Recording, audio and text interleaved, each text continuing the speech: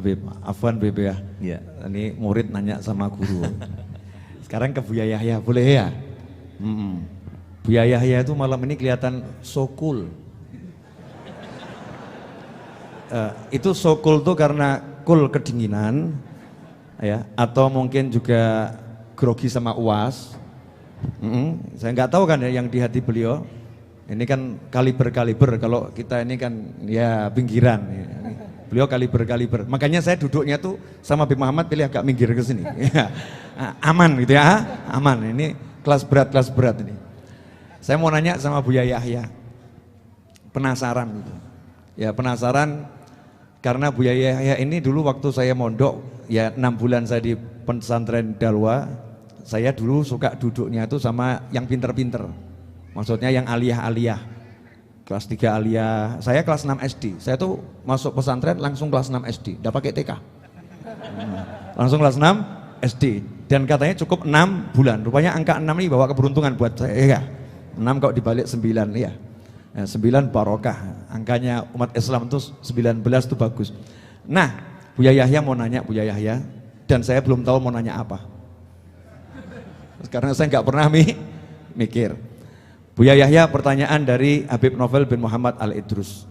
Tadi di syairnya Habib Ali Al-Habsyi tadi itu ada kalimat, dan kami semua, kita semua nanti kembali kepada Allah dengan biqalbin salim, dengan hati yang selamat gitu. Itu hati yang selamat bagaimana Buya? Karena biasanya tuh kita minta mobil kita selamat, ya badan kita selamat, nggak pernah mikir hati selamat. Tapi ini kok ulama minta hati yang selamat. Fadhol Buya, waktu 3 jam saya serahkan untuk antum.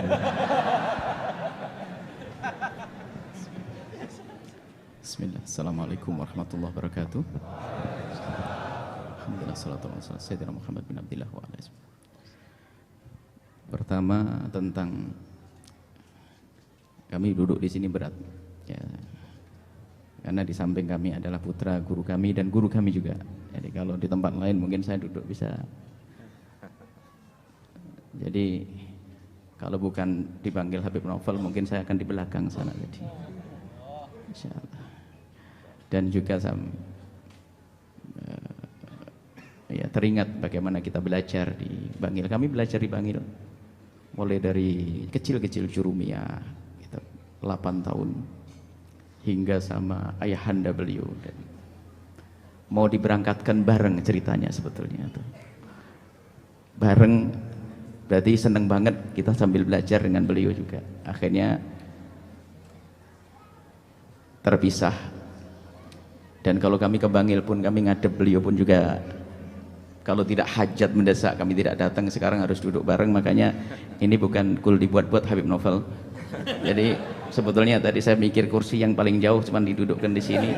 Habib Segapnya sudah di sana tadi sebetulnya. Masya Allah. Semoga Allah menjaga beliau dan juga keluarga beliau, Masya Allah. Dan semoga Allah memberikan kesempatan kepada kita sebagai murid-murid beliau dan murid ayahanda beliau bisa berbakti dan bisa menjalankan juga petuah-petuah beliau, pesan-pesan beliau. Adapun yang ditanyakan oleh Habib Novel itu adalah pertanyaan berat ya. Sebetulnya yang perlu menjawab adalah juga seperti Al-Habib An-Asgaf atau Ustaz Abdul Somad atau Habib Novel sendiri.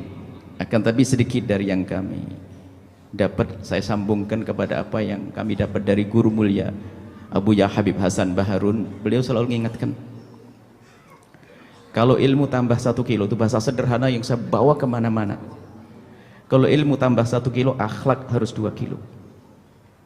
Jadi qalbun salim itu adalah penjabaran daripada akhlak mulia. Qalbun salim itu akhlak, hati yang dibenahi. Bagaimana dengan manusia itu baik kita, nggak ada dengki, nggak ada dendam, nggak ada permusuhan, nggak ada kebencian, nggak ada dengki. Itu kan dari akhlak.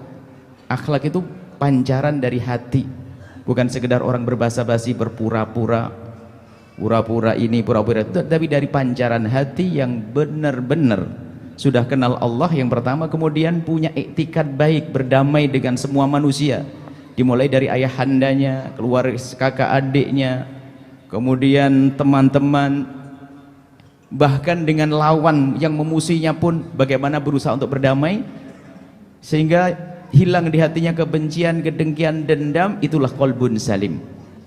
Nah, ini qalbun salim, dan inilah ilmu yang hari ini harus kita hadirkan di zaman yang sering kita diadu domba oleh media.